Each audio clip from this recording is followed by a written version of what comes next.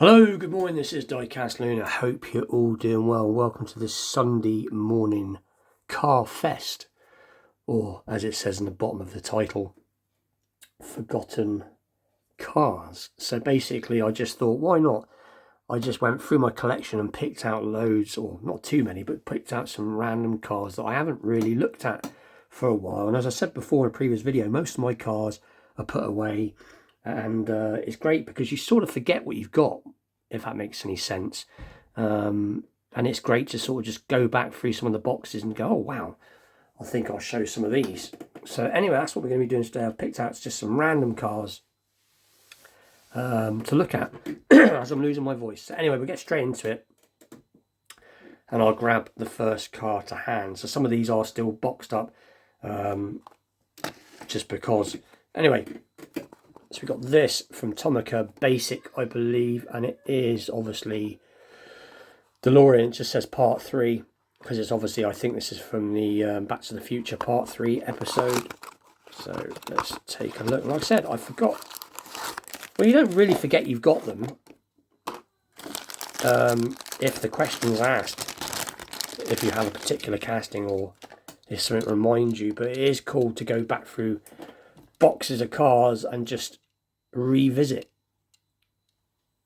And again, this is straight away, I remember just how heavy this is. Really, really weighty. That's the thing with Tarmac. No matter what they do, their cars are really, really well made. So as I said, this is a basic model, but for a basic model is very nicely done. So there you go, Tarmac,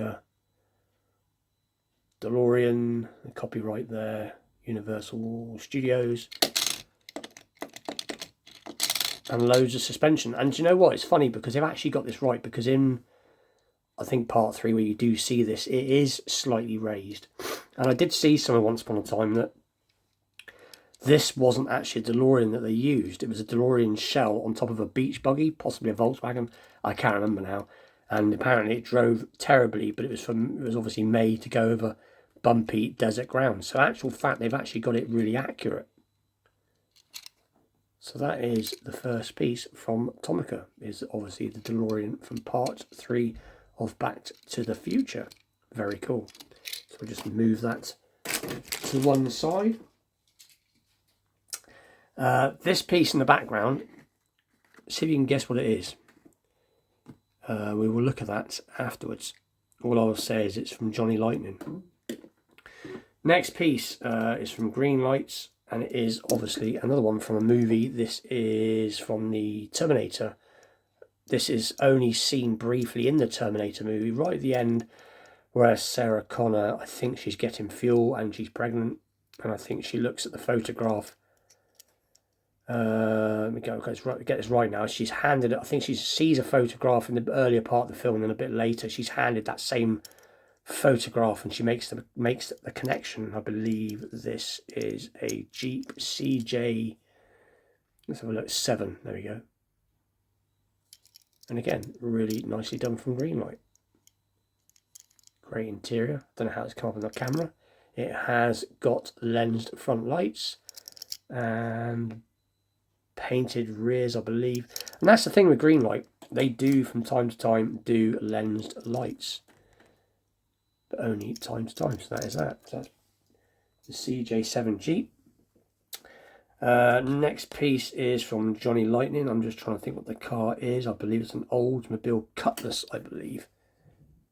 And this was on display for quite a while, and for some reason I put it away, which I do sometimes do, change the cars up a bit because I can't display everything, unfortunately, not as yet. One day in the future it will be cool to have a die-cast room where I can just go mad and have it all set up in a chair, and I can just sit there and marvel at it all. But anyway, very nicely done from Johnny Lightning. Probably a little bit under scale. That's always the complaint I hear. But if you like Matchbox, then it doesn't matter, because obviously Matchbox and Hot Wheels aren't always true 164. I know a lot of the newer Johnny Lightnings now are true 164, but I know some of the older castings, I believe, aren't. So it's not knocking Johnny Lightning. But there you go. It should say, does it say? No, it doesn't say. but I'm sure this is an 80s model cutlass. I believe. Let's have a little look. Yeah. Old, so I'm sure it's an automobile cutlass. Great paint, awesome colour paint, awesome fleck in it. So anyway, so that's that. Let's just tap that, put it to one side. This is a random one. This is the only super treasure hunt I ever have actually, well, that's a lie. I think in all my collecting, and right back to the days of when I collected large scale, because anybody can remember that far back, and if you look back on my channel far enough, because I made nearly 1,000 videos now, I started off collecting large scale and then went back to collecting small scale, so to speak. So as a youngster, I was always a toy car collector. It's always been what I'm mainly into, but I went for a bit of a tangent for 5 years of collecting large scale. And what I'm trying to get at, as I've gone off the track a little bit, is I've only ever found 3 chase pieces, I believe, and this is the first super that I ever found, and the only one. And I've got another one somewhere that, back in the day when I didn't know what supers really were, I found it. I think it was a Mustang. I think it's a super treasure hunt error, which is quite rare apparently. But this one's cool. This is obviously this is, and I forgot what it is now. Is it the? Let's have a little look. I think it's a Kafer something. Extra zoom. Kafer racer. But it is cool. It is very cool. So I'll see. This was put away in a little baggie. But like I said, the only actual treasure hunt I've ever found where I knew what it was and I wasn't looking for one, and it was just hanging down the peg and it was like snatched up. I was glad to snatch it up. I couldn't believe it. And because I got it from Poundland, I think I paid £1 or maybe £1.50. It's very cool. But the unboxing is there somewhere. Next one, Mini GT. I think I'm going to take a sip of my drink. Just bear with me. Better. So again, it is a box for protection reasons, and it is obviously the LB Works BMW M4 baby blue, and it doesn't want to come out. No, doesn't want to make an appearance.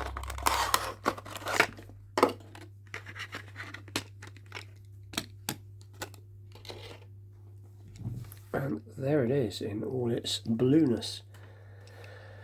And it's funny because I'm not a big modern BMW fan, if I'm completely honest. I've owned, I've been privileged to have owned quite a few BMWs in my past, and I'm a big fan of the older stuff, the older 3 Series and 5 Series and different things like that.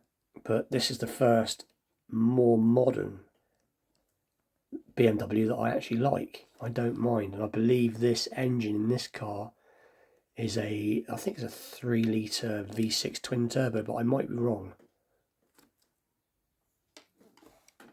There you go. It is very nicely done. I don't need to explain about how good Mini GT is or are. They are very, very cool. For the price point, you do get a lot for the price point.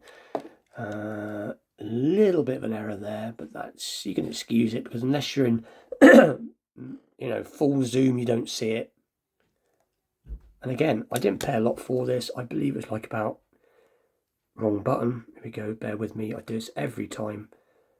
Try again. Oh no, you'd think I learnt this by now. It's because my big thumb's trying to press an on-screen button. But anyway, yeah, didn't pay a lot for this. I think it was like £10, £6. I can't remember. That wasn't expensive on a UK seller's site. But it is very cool. So that is the BMW M4. So put that out of the way. Get in there. So this one will need a bit of an unboxing. This one is actually, now this is a big cabinet. It's obviously a desk, but it's got big drawers, and this is where I keep a lot of my vintage pieces, vintage Matchbox and all that good stuff. And at one point I will show just how much stuff is stuffed into the cabinet. actual fact, why don't I just show you what's in one of the drawers so you get an idea of exactly what's in there. So it is very, very stuffed, but this ain't all of it. This is just some of the stuff. A lot of just tools in there and all sorts of stuff for working on cars. But then you've got these two massive drawers, and they're both stuffed with vintage Matchbox, as you can see. As I said, I have a struggle with storage, but everything is safely put away. And like I said, this was in there, so I thought, why not show it again? So this is an Audi, I think it's the R8. Anyway, I'm not going to bore you with the unboxing. Let me just pause it while I unbox it very quickly. And I'm back, and I'm not going to take off the plinth, but it does obviously unscrew. This is from Tarmac, and this is something that got sent to me a long time back, well, not too long ago, by a guy called Phil from Diecast for you to see. And unfortunately, I hope Phil's out there and he's doing okay, but that's like a lot of YouTubers. There's a lot of YouTubers that either, I don't know, some unfortunately have passed away. Hopefully Phil hasn't. I don't think he has. I just think he got a bit disillusioned with YouTube a little bit, possibly. I might be wrong there, but it is sad when people disappear for one reason or another. As long as they're okay, that is the main thing. I felt like it. I felt like recently giving it up, not because of anything, been struggling with YouTube. For some reason, once your channel gets over a certain size, they seem to, just loads of copyright strikes and mistakes. I keep getting pulled up for stuff, and I did think of a week, I've had enough. I'm going to find another platform to put my videos on. So for 5 minutes, I was all but in for quitting. So I get it. I do get it. But this is very cool. This was from Phil. I did get this from Phil, and it is obviously an Audi R8 Tomica. Not Tomica, sorry, Tarmac. And it is obviously a cool piece. And like I said, when this is off the plinth, it actually has suspension, believe it or not. So, and now obviously nowadays they're all metal body, metal bases and all that stuff. But this is back, I think, earlier on, near to when they started, I believe. I don't know. It's pretty cool. And I think the last piece I'm going to show is that. So if anybody guessed what this was, I know Rat Blacks from Rat Blacks Diecast is a big Johnny Lightning fan. He may know, but anyway, so this is something I bought randomly from a toy shop quite a few years ago now. Can't exactly remember when, but it is obviously got Frankenstein on it. And there it is. It is a Hummer H1, I believe, from Johnny Lightning. It is the older Johnny Lightning, I believe. But that is Boris Karloff on there. And I just thought it was cool. Nicely detailed underneath. Obviously rolls well. But just really solidly made, really nice. Just a bit of a random casting. Great for Halloween. But anyway, this video has gone on and on and on. That came with it. But like I said, a bit of a random videos. Please stay tuned for tomorrow. I am doing a Vintage Matchbox Mondays episode tomorrow. I'm going to go and digging through. I found one piece, and I'm going to go and back it up with some other pieces from my collection, as it is quite vast. But please like, share, subscribe. Stay tuned for more random videos, challenge videos, premium unboxings, and all that good stuff to come. And I've got some cool pieces on order. You don't want to miss out watching that. I'll see you all very soon. Thank you for watching. Take care.